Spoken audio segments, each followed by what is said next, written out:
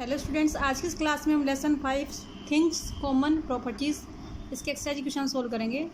तो first question है इसमें, name 2 soluble and 2 insoluble liquids. मतलब 2 सोल्यूबल और इनसोल्यूबल होने वाले लिक्विड्स के नाम हमें यहाँ पे देने हैं। तो सोल्यूबल क्या होता है? ऐसा लिक्विड जो लिक्विड के अंदर डिजोल्व होता है, और इनसोल्यूबल जो लिक्विड के अंदर डिजोल्व नहीं होता है। तो इसका आंसर है 2 soluble liquids are alcohol, lemon juice, और आप तीसरा इसमें विनेगर आप चाहो तो ऐड कर सकते हो। तो जो पानी के अंदर घुलनशील लिक्विड्स हैं वो है एल्कोहल, लेमन जूस, नींबू का रस और विनेगर। विनेगर होता है सिरका, जो कि एक अचार वगैरह होते हैं, इसे प्रिजर्वेटिव के रूप में काम में आता है। नेक्स्ट इसमें है 2 insoluble liquids are mercury, coconut oil.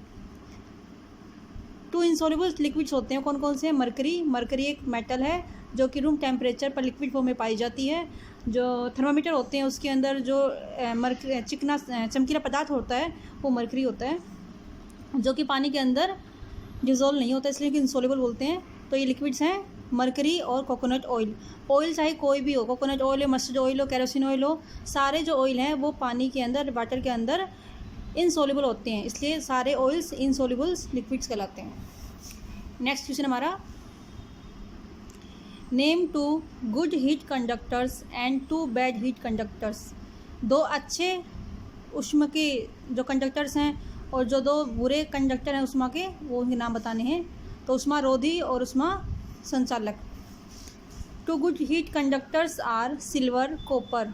जो उष्मा के 2 कंडक्टर हैं वो कौन कौन से हैं? Silver, copper. जो मेटल होती हैं, लगभग सारी मेटल्स होती हैं, वो उष्मा के सुचालक होती हैं। तो उसमें लिख सकते हो आप सिल्वर, कॉपर, आयरन, मरकरी, ये सब इसमें ऐड हो सकते हैं। 2 बैड हीट कंडक्टर, उष्मा रोधी या फिर उष्मा के कुचालक कौन कौन से हैं? आर हैं वुड, लकड़ी, पेपर, प्लास्टिक। ठीक है बेटा, अब हम देखते हैं आगे। नेक्स्ट क्वेश्चन है, define insulator, write name of 2 insulators. मतलब इंसुलेटर क्या होते बताना है, उसमें से 2 के एग्जाम्पल देने हैं, 2 के नाम हमें देने हैं। तो हम देखते हैं insulators material that do not allow electricity to flow freely are called insulators. ऐसे मटेरियल्स जो अपने में से इलेक्ट्रिसिटी को आसानी से फ्लो नहीं होने देते हैं, आसानी से पास नहीं होने देते हैं, ऐसे मटेरियल्स को हम बोलते हैं इंसुलेटर्स। इसके एग्जाम्पल हैं rubber, glass, would, plastic and air. जो रबड़ है, ग्लास है, वुड है, लकड़ी है, प्लास्टिक है, मटेरियल है, वो सब क्या होते हैं? इंसुलेटर होते हैं। उसके अंदर इलेक्ट्रिसिटी फ्लो नहीं होती है, इसलिए आपने देखा होगा जो पेचकस होता है या फिर प्लास होता है, उसका जो हत्था होता है उसमें प्लास्टिक का एक कवर होता है, ताकि उसके अंदर से जो करंट है वो फ्लो ना हो और यूज़ करने वाला कोई नुकसान ना हो। नेक्स्ट है, what do you mean by lustre. Lustre से आप क्या समझते हो? लूस्टर होता है चमक। लूस्टर क्या होता है? चमक। तो the way a minerals reflect light from its surface is called lustre. चमक क्या होती है बेटा? जब कोई प्रकाश की जो लाइट आती है किसी सतह पर टकराती है और टकराने के बाद वापस रिफ्लेक्ट हो जाती है, तो उस सतह को क्या, उस सरफेस को जो रिफ्लेक्ट होती है लाइट, उसको क्या बोलते हैं? हम लूस्टर बोलते हैं, उसकी चमक बोलते हैं। द वे ऐसा तरीका, ए मिनरल्स एक जो मिनरल्स है, खनिज है, reflect lights from its surface, मतलब जो अपनी सतह से लाइट को रिफ्लेक्ट करता है, परावर्तित कर रखता है, उसको हम बोलते हैं उसकी चमक कहते हैं। आगे हम देखते हैं इसमें। नेक्स्ट क्वेश्चन हमारा, which substance are called translucent, give 2 example of translucent substances.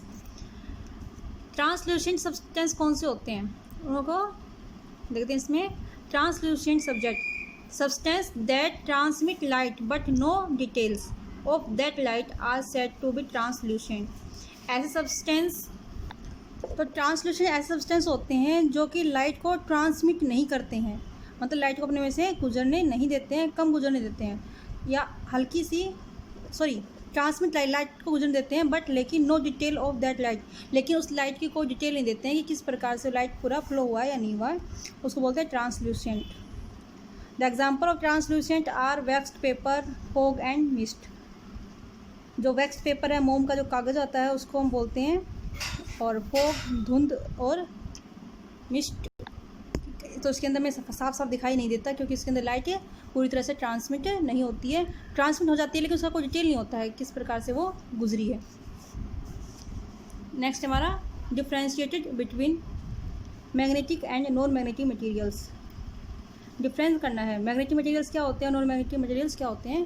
तो इसका आंसर है magnetic materials, some materials are attracted by magnet. कुछ मटेरियल्स होते हैं जो मैग्नेट से अट्रैक्ट होते हैं, उसको बोलते हैं हम नॉन एज मैग्नेटिक मटेरियल्स, उसको मैग्नेटिक मटेरियल्स कहते हैं। ऐसे मटेरियल्स एज सब्सटेंस होते हैं जो कि मैग्नेट से अट्रैक्ट होते हैं, लोहे चुंबक से आकर्षित होते हैं, उनको हम बोलते हैं मैग्नेटिक मटेरियल्स। एग्जांपल इसके आयरन, लोहा, निकल, कोबाल्ट, ठीक है बेटा।